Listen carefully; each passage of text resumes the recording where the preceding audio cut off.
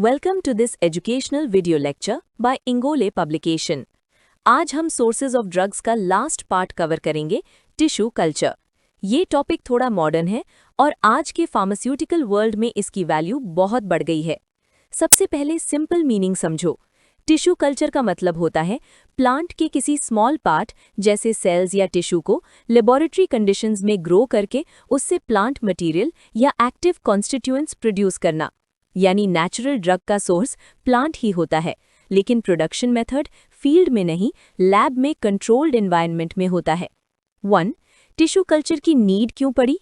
आप सोचो, अगर एक मेडिसिनल प्लांट रेयर हो, स्लो ग्रोइंग हो या सीजन डिपेंडेंट हो तो इंडस्ट्री को कंसिस्टेंट सप्लाई कैसे मिलेगी? फील्ड कल्टीवेशन में प्रॉब्लम्स आती हैं, climate and season dependence, pests and diseases, soil variation से क्वालिटी चेंज, स्लो ग्रोथ, लो यील्ड, रेयर या इंडेंजर्ड प्लांट्स का ओवर हार्वेस्टिंग। इसलिए टिश्यू कल्चर डेवलप हुआ, जिसमें प्रोडक्शन कंट्रोल्ड होता है, temperature control, light control, nutrients control, contamination control. इससे quality मोर uniform हो सकती है। 2. टिश्यू कल्चर में क्या ग्रो किया जाता है? टिश्यू कल्चर सिर्फ प्लांट उगाना नहीं होता, इसमें डिफरेंट लेवल्स होते हैं। सेल्स ग्रो करना, टिश्यूज ग्रो करना, ऑर्गन्स ग्रो करना जैसे रूट्स या शूट्स, कभी-कभी कंप्लीट प्लांटलेट्स डेवलप करना। यानी छोटा सा प्लांट टिश्यू लेके लेबोरेटरी में उसको मल्टीप्लाई करके लार्ज क्वांटिटी में प्लांट मटेरियल बनाया जा सकता है। 3. टिश्यू कल्चर से फार्माकोग्नोसी को क्या बेनिफिट मिलता है? फार्माकोग्नोसी में टिश्यू कल्चर को सोर्स इसलिए माना जाता है क्योंकि इससे ए.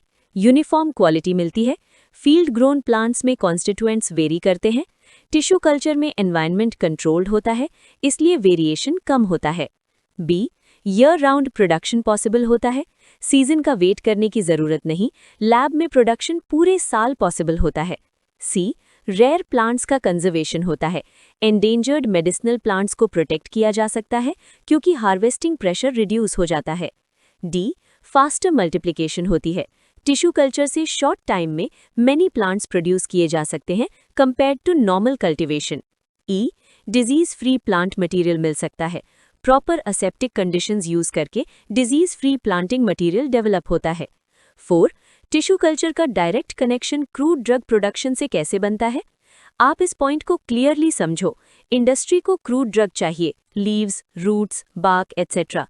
टिश्यू कल्चर से प्लांटलेट्स रेडी किए जा सकते हैं जो फील्ड में ट्रांसफर होकर लार्ज कल्टीवेशन बन जाते हैं, या लैब इटसेल्फ में बायोमास प्रोड्यूस किया जा सकता है, और कभी-कभी plant cells directly active constituents produce करते हैं जिनको एक्सट्रैक्ट करके यूज किया जा सकता है। यानी टिश्यू कल्चर एक मेथड है कंसिस्टेंट क्रूड ड्रग सप्लाई और फाइटोकेमिकल प्रोडक्शन के लिए। 5. लिमिटेशंस भी समझना जरूरी है। टिश्यू कल्चर यूजफुल है, लेकिन प्रैक्टिकल लिमिटेशंस भी होती हैं। सेटअप कॉस्टली होता है, स्किल्ड मैन पावर चाहिए, कंटैमिनेशन कंट्रोल स्ट्रिक्ट होता है, लार्ज स्केल प्रोडक्शन के लिए ऑप्टिमाइजेशन रिक्वायर्ड होता है।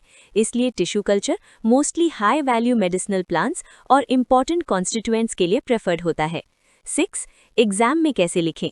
अगर शॉर्ट नोट आता है तो आंसर का फ्लो रखो।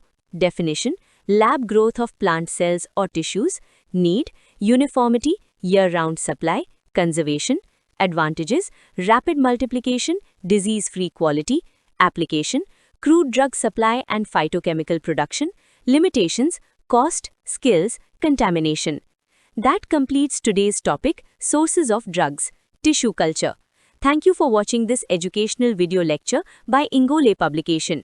Keep learning, stay consistent, and see you in the next video.